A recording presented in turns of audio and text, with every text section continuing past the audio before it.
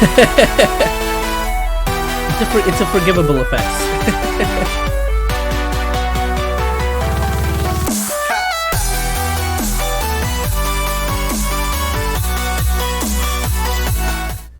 Hello, everyone. This is Kit Cabello with Hard Lens Media. Once again, we have to have this conversation about censorship and free speech.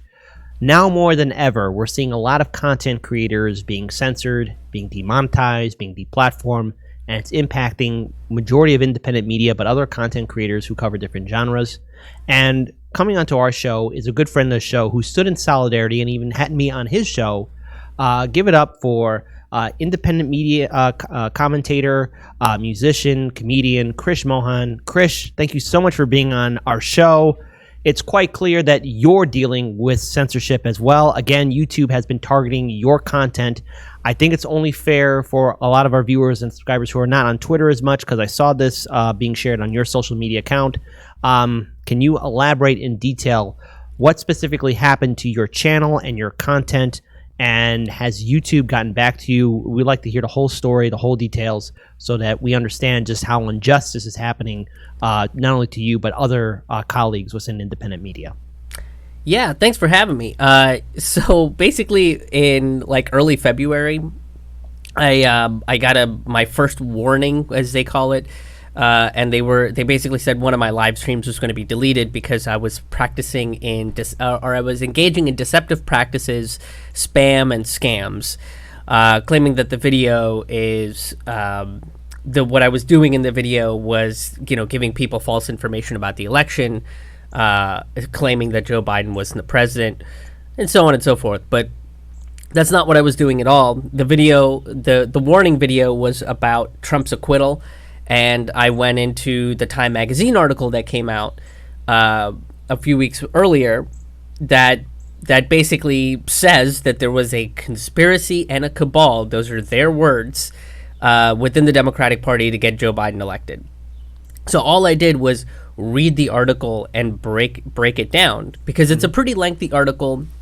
And, the gist of it is that there was a advisor to the president of the AFL-CIO that, wanted to get rid of Trump. So he went behind the scenes to rally a bunch of, quote, grassroots organizations, some think tanks, some big media groups, and essentially run targeted ads and this very specific television campaign and radio campaign and so on and so forth to ensure that Joe Biden would get elected. This was the same exact tactic that Robert Mercer, the billionaire Robert Mercer, used to get Trump elected by using Cambridge Analytica, which was a UK company that was known to manipulate people to get elections. So this was like the Democratic Party's version of that, and that's essentially all I said. It's what the Time magazine article does is it normalizes the amount of money that is spent in the background of elections in the United States and justifies it as something good. Right? When Trump does it, it's evil, it's terrible, it's bad. When the Republicans do it, this is not how American democracy is supposed to run. But when the Democrats do it, they're claiming, oh, well, this is fine. This is the way our system works. This is how we get free and fair elections, is we have to manufacture the free and fair elections. That's sort of the direction that it was going in. And so all I did was read the portions of the article, and when they gave me that warning, I appealed it, explained to them what the video covers, and within a day or so, they rejected my appeal. And then a day after the rejection, they gave me another strike on my channel for a video titled "Proof America is Not a Democracy," which it's not. That's like first grade civics, right? We learned that this is a representative democracy, a constitutional republic, depending on how you want to frame it. But the primary focus of that piece was that we are an oligarchy, and there are Princeton studies that say that America operates as an oligarchy, not as a democracy. And the various different ways money has influenced our elections. And just talking about how some other countries, run decent elections. So that video was immediately, they flagged that video, took it down, gave me my first strike on the channel. I appealed it, and in 45 minutes, that appeal was rejected. And I couldn't stream, upload, or post anything for a week. And right prior to that, there was a significant uptick of subscribers on my channel, right? And my channel on YouTube is pretty small. There's been some background fuckery that's been going on in my channel for a long time. Like they'll spam my channel with comments, so they'll kind of throttle my videos. They won't show me in featured videos. Like if somebody watches a Redacted Tonight video, the next video is not going to be a Krish Mohan video, despite me and Lee talk about similar things. I've been on the road with Lee. So the second that my numbers start going up, they hit me with this strike. They don't give me a chance to appeal it, and that appeal was rejected within 45 minutes. And then we fast forward to last Thursday, where I basically woke up to find that there was another strike against my channel, specifically talking about the Time Magazine article. So the whole live stream gets deleted, and then the section I clipped out and put it up as an individual video, that got deleted as well. And that video was just simply asking the question, did Time Magazine confirm election fraud? I'm not saying they did. I'm not saying they didn't. I'm just asking the question as a title to kind of pull things in. And they gave me a strike for that, claiming the same thing. All three of these videos is deceptive practices, scams, and spam, right? But nowhere within the videos am I saying that Joe Biden wasn't elected. I'm not giving people false information. Two of the videos, I'm literally reading an article that has been published by one of the largest corporate magazines out there. So in my response, I basically told them, again, what the video was about and how Time Magazine has actually violated your community standards if this is the case. And my biggest concern, I have two big concerns dealing with this, is one is now, we can't talk about the problems within American elections, because when it's a Democratic president, we don't have a problem with. I shouldn't even say Democratic president, right? What it is it's an establishment president. The problem with Trump, based on neoliberalism and neoconservatism, and yes, the story that you're saying is just as similar to what happened to Hard Lens Media on March 4th when we were on your show, right? That whole week when we were on a lot of different other channels explaining our situation. I want to ask you this because I think it's quite clear that we understand that, look, we live in a two-party system that's controlled by the top 1%. YouTube has been changing drastically where it's going after independent content creators. But yet, if Fox News were to cover that Time Magazine article and title it the same way you were doing, they would get, at the bare minimum, 100K views and no suspensions or shadow bans or demonetization.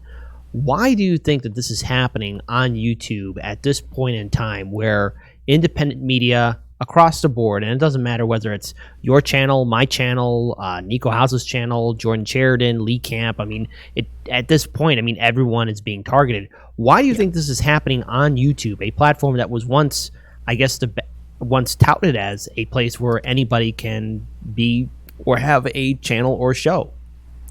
Part of it is YouTube's owned by Google, and the second that they were owned by Google, it was very evident that they were, looking to turn a profit on YouTube, and the easiest way to turn a profit is non-controversial material. And when you bring up things like election fraud or voter fraud or voter suppression or any of those sort of things, it all gets categorized into, you're giving, quote, false information, or you're engaging in deceptive practices. To get that narrative out. It's the narrative that corporate media wants. So if Google doesn't want you to know that there was a quote, this is a quote from the Time Magazine article, there was a cabal to get Joe Biden elected that consisted of people from unions and big media organizations and so on and so forth, then that's not a narrative that they are willing to promote. Because the fear is, if somebody finds out about this, and it gets shared 150 times and gets a decent amount of views, the credibility of the Democratic Party is gone. I'm also criticizing corporate media itself because, again, the point of that Time Magazine article is to say, hey, when there is an establishment president, when there is somebody that's not a right-wing populist or a left-wing populist, they're kind of right in the middle of the for neoliberalism and neoconservatism, and they'll keep pumping the war machine going. everything went according to plan. And that's how American elections run. And you can trust that. You can trust that there is so much money behind it, so it's got to be good. Mm-hmm. And the problem I start seeing too is America really is not media literate. You know, this is not a country. Well, thank you, Bill Clinton, for the 1996 Telecom Act, where now six corporations control, at the bare minimum. Let's be generous here. 92% of all media here, but chances are pretty soon, if things keep on going the way they are, they're going to control the whole thing. They might as well have control of the whole thing because, again, everyone's being deplatformed, censored, and demonetized. So I think it's fair then to ask you, what is the alternative? Because, you know, when we had Susie Dawson on, who's one of the founders of Panquake, talking about like an alternative to Twitter, you know, there is the alternative to YouTube, but whether or not it gains traction is up to people to say enough is enough. There's Rockfin, of course, and then there's Odyssey. Right. What are you doing right now to make sure that your show still continue on? Because again, what's happening to your channel, 2 suspensions. For anyone that's watching this right now, this is devastating to any content creator on YouTube. So do you have any other alternative platforms in which people can find you on social media? Because again, this is to go through a suspension or to be censored or to be demonetized. It's a real threat to anyone's livelihood if they're on social media. Absolutely, yeah. And I've posted a lot more on Rockfin and Odyssey, and I'm trying to think of like more ways to utilize the features on Rockfin and create more Rockfin specific content to build that network up. You know, and I'm on at rockfin.com/Krish Mohan, haha. And I try to put something up on the daily, although this week has kind of been a little crazy.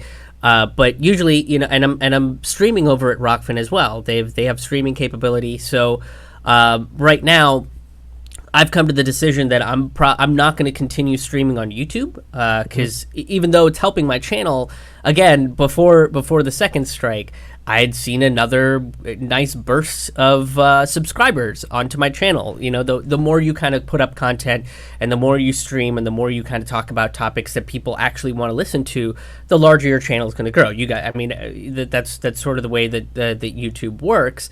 But at this point, you know, I'm not doing myself any favors by continuing to stream on a platform that clearly is trying to get rid of me.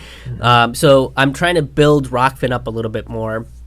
So while I'm streaming, all those streams are free, and then a day later I put them up as premium content. So if somebody wants to find it, they'd have to be a premium content, you know, premium member of Rockfin to join it. But there's tons of free content on you know, everybody's channel. So I always tell people to start switching over to Rockfin, especially because YouTube is going to start cracking down. And this might be a little bit of a tangent, but you know, nobody's really watching cable. Right now, like that's not really something that people like. Everybody's kind of veering to watching stuff on the internet. Yeah, I cut the cord. I haven't watched traditional television and I can't even remember. I'm going to be generous, like maybe 2010, maybe is the last time I watched television, and that's that sounds. Yeah. I think I graduated the year I graduated college was maybe the last year that I really watched any sort of network television. And at that point too, you had things like Netflix and Hulu propping up and really switching to more online content. So because the cable companies need somewhere to go, and people, you know, especially younger people, aren't really watching cable news on television, they're going to YouTube or, you know, what have you, like primarily YouTube, to watch their news content. So I think what they're trying to do is have YouTube, because they're partnered with Google, and Google messes with the rankings of independent media. You know, like if you Google something, like you're not going to see a Gray Zone article, you're not going to see a Mint-Press News article, right? Or Heartland's RT Media America is not coming or anything up like that, right? Those are going to be way down the list. So, but with an alternative platform, alternative search engine, you can probably find those articles anyway. But the point is, I think what they're trying to do is push out the independent media and try to, you know, prop up some of these talking heads from MSNBC or NPR or Fox News or The Blaze or whatever it is, and prop them up, and that way they become the direct control of the narrative. Because if it's not on YouTube, then it's clearly not a legitimate source. It's clearly not a legitimate network. So I think they're trying to kind of use YouTube as a way to focus and control the narrative, and not have people look into the alternatives, right? And that's kind of the problem, because I've had a few people come on and when I post this on my social media that are accepting the censorship, that want the censorship because they claim that I'm taking part in the deceptive practices that YouTube says I am. Well, here's the thing. I've seen before COVID, before the lockdowns, before anything else. I've been to your comedy shows when you came here to the city of Chicago, and I was at your comedy show with Lee Camp and a few others as well. And I know your character. You've been very consistent and on point, and I'm proud to call you a friend and a colleague. But one thing that's really angering me and getting me upset, maybe that wasn't the proper word to use, angering. So there we go. It's really kind of upsetting me in a way. And that is we are seeing people cheerlead this censorship, and at the same time, too, talk down to progressives who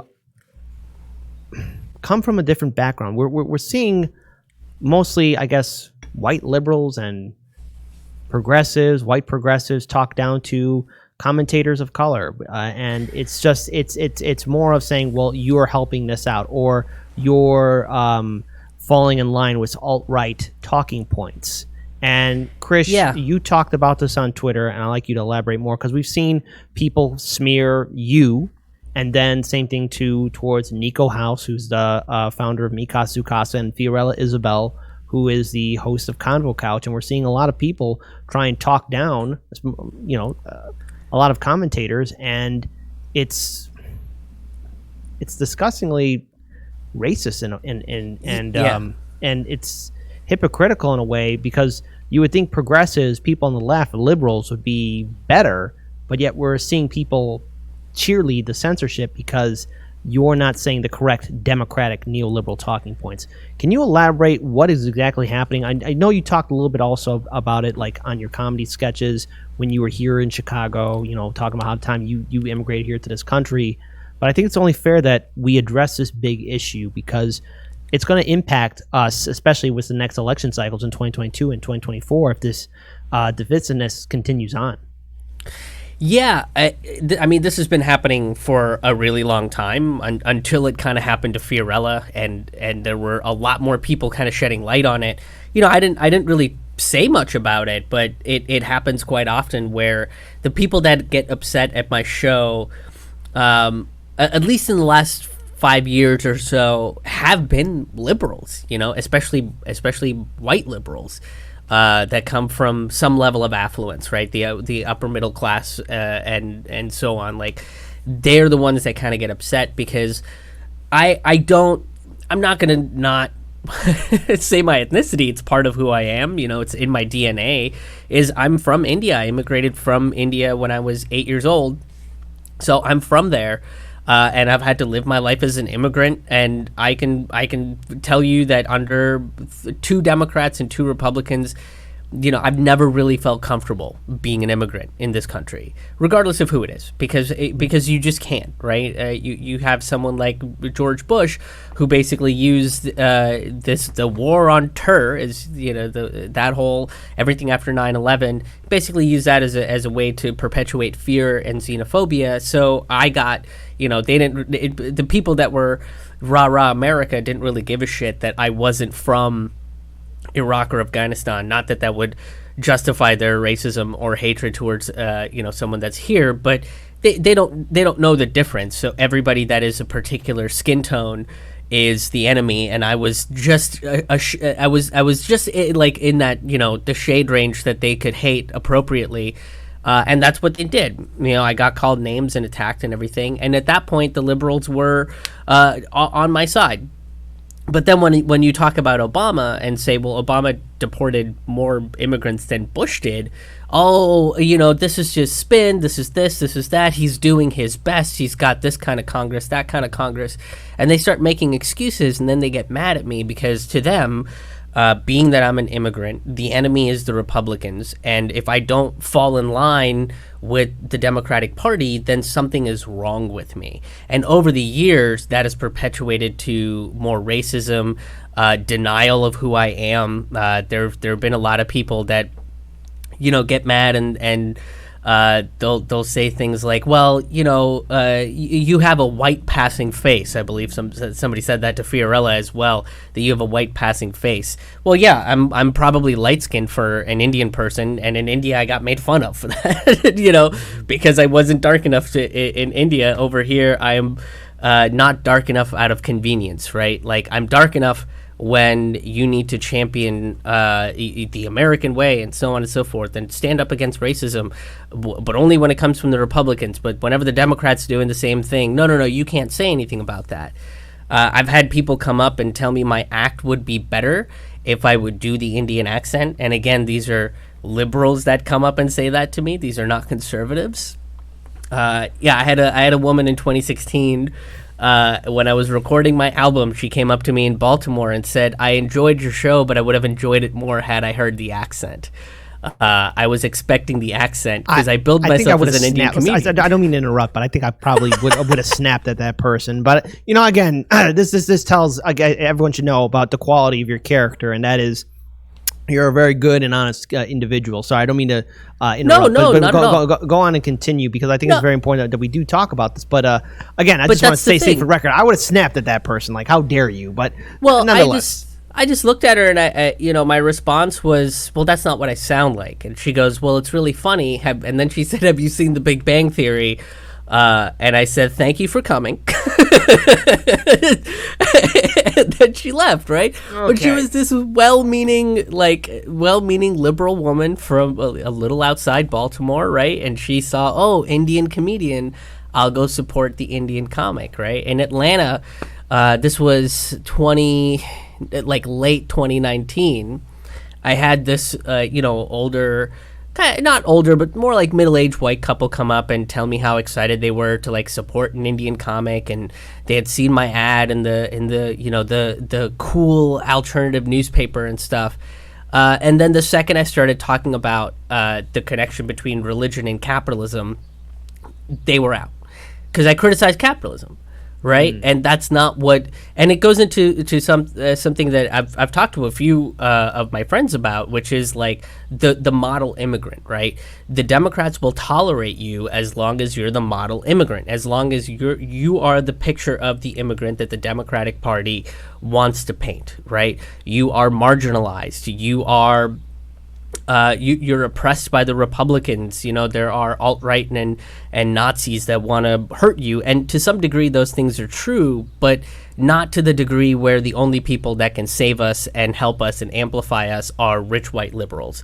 And when that facade gets broken, they kind of turn rabid and they start attacking you, just like they did with Fiorella and Nico. And that's why when I was watching it on Twitter, I haven't really addressed a whole lot of this. I've addressed it in a little bit in saying liberals get offended at what I have to say more than conservatives do, right? Conservatives end up being well, I've never heard it put that way before. Exactly. And I've heard that also, even in some of our live streams or some of our clips, we do get the occasional libertarian or conservative or Trump supporter. And more or less, if they're going to say something rude or mean, it's just it's to be expected because it's the internet and people can be either good or kind or whatever. But on some of the comments, we've gotten, well, I don't really agree with your political point of view or your talking points, but I could see your perspective. Maybe that's not going to change somebody's mind. But we have been getting that a little bit from libertarians or from the occasional Trump supporter.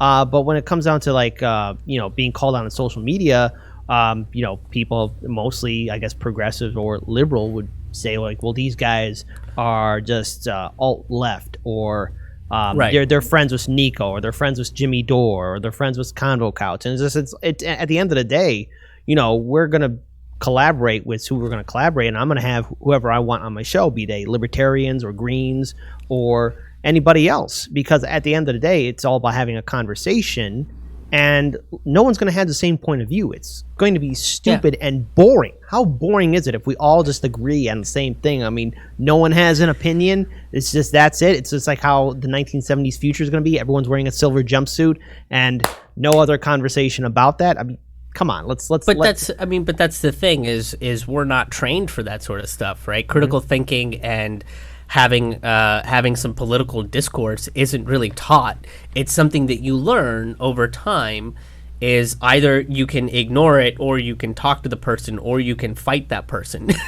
You know, and one of the three yields better results than the other two. And what I found is, you know, and this is something that I'm not going to say this person's name, but I have a friend. I'll make up a name for him. Let's call him Johnny. But Johnny had an uncle that he would go see once a year, right? He would see them for Thanksgiving, and his uncle would always rage about Obama and be like, "Oh, you see the socialist motherfucker? See what he's doing? See what your president, this socialist Obama, is doing." So eventually Johnny got a little sick of it and was like, "Hey man, do you actually want to see what real socialists are saying about Obama?" And he goes, "It's all a bunch of liberal bullshit," right? So he kind of keeps at it and eventually shows his uncle what real socialists, right, are saying about Barack Obama. And it's like, holy crap, these are the complaints that I have about him. And he starts realizing that, oh man, maybe this boogeyman of socialism isn't really all that bad. So now he's listening to Fox News, but he's got his nephew showing him a completely different perspective, right? And you know, so time goes on, and you know, the following year we're talking a little bit more, and then things start getting busy, right? You know, Johnny's got a job, he's got a family, his uncle's got a job and a family to take care of, and they, from going to talk to 2 times a week down to 1 time a week, down to 1 time a month, down to every so often, down to whenever I get the chance. So the next time he goes over to see him for Thanksgiving, after the 2 years of having the initial conversation, all of a sudden his uncle's coming up and be like, "You see what that socialist motherfucker Obama just did?" Right? It's right back to it. Because, well, part of it, and that kind of shows you how deeply rooted that media propaganda is, that corporate media propaganda is unless there is somebody constantly feeding you some sort of, you know, oppositional viewpoint to be like, you know, the lesson is it takes a long time to stick, especially for someone that's older, right? Especially someone that's in their 60s, 70s. They're just so used to being a certain way for so long. You really got to be present with them. So the point of that is 2 things. Is one, if you're going to try to change somebody's mind, you're going to need to learn how to talk to them and educate them on a completely different perspective consistently. But you don't have to be the only person, right? If it's like a team effort kind of thing, then you can kind of help people see these other perspectives and get like a wider scope of the world a little bit more. But the other side of it is, you know, you kind of see how important it is to kind of see these 2 points. The people that champion the censorship, that are excited that, you know, anybody that criticizes the Democratic Party is no longer going to be on YouTube anymore. Their justification is only made because they fell into corporate media propaganda. That narrative is what stuck with them, but they're not seeking out the alternative. But we're also seeing larger platforms that are progressive, that are also cheerleading this on as well. And it's not all, it could be argued whether they're fully corporate or not, but I think we all know these larger platforms and who they are and their millions of followers. But it's very concerning that, again, you have people cheerleading censorship. So I think, because I want to ask you 2 more final questions, and sure, this one's going to be priority 1, and this is just an opinion, but do you think that there will be a leftist movement? Is there a way for there to be a real progressive, independent movement here in this country after dealing with the orange boogeyman, corporate media, and now people like yourself, Hardlands, every one of us are at risk of being censored, deplatformed, demonetized. It's just, and you have people within this progressive sphere that are also cheerleading. It's like there's so many different factions. Can there be a true left movement in this country? Yeah, I actually just had a conversation with a friend of mine on my podcast about this. I literally put that up like an hour before we started recording this, but we talked about this because he lives in Arkansas, and there are a bunch of anti-trans bills very similar to what happened in Charlotte with the bathroom bills a few years ago, and we kind of saw how things like that got shut down. Right, state after state kind of had different versions of that kind of bill. And because people spoke up, we kind of saw how quickly those bills are shut down, how quickly those myths start dissipating. So now we're seeing another round of anti-trans bills, specifically related to schools and access to health insurance, right? Mm-hmm. So he's organizing.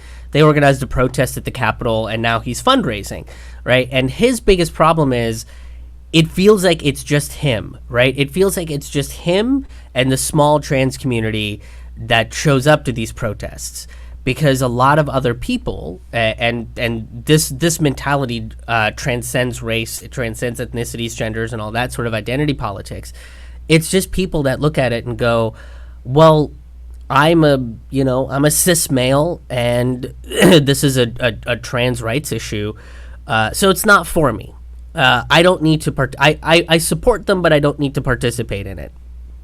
But in reality, they should, right? Mm-hmm. Because the point is, if you donate your time, your energy, your voice to amplify these messages, to get more people on board to fight, certain bills and inequalities and injustices around the world, those people will donate their time and their energy to your personal causes.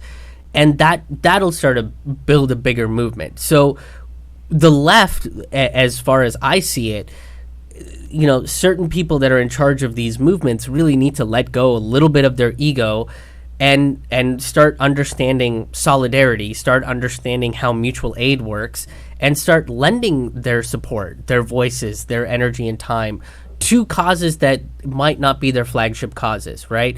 If you're a Black Lives Matter activist and your central cause is to defund the police, to have more mental health and social services, well, great.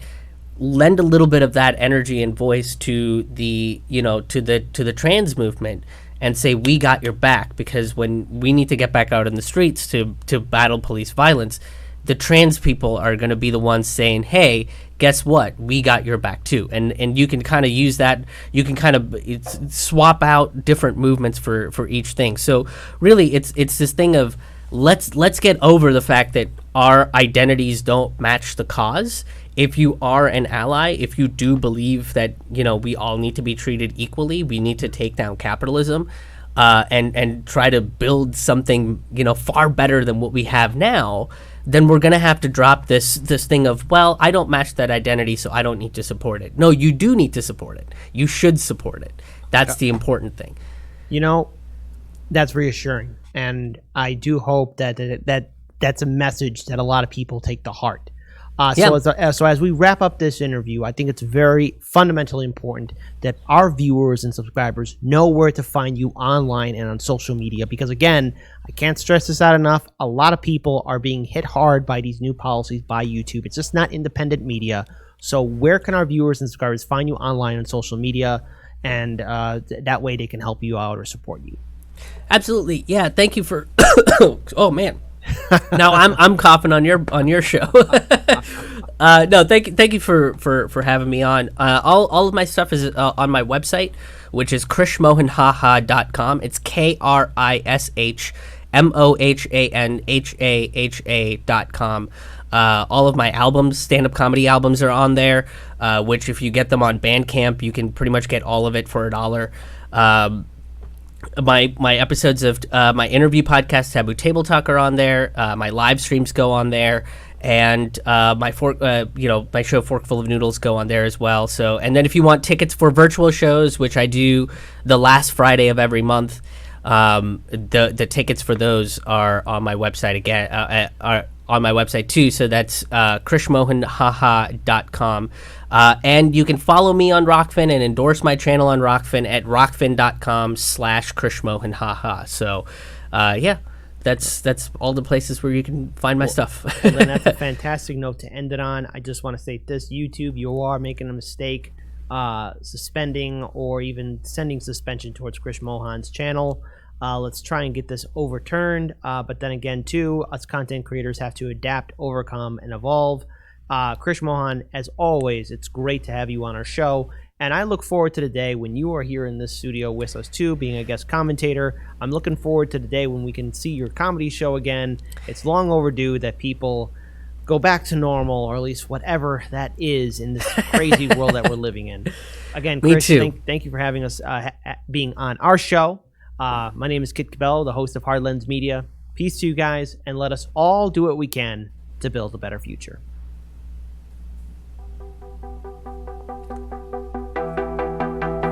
That's awesome. Thanks, man.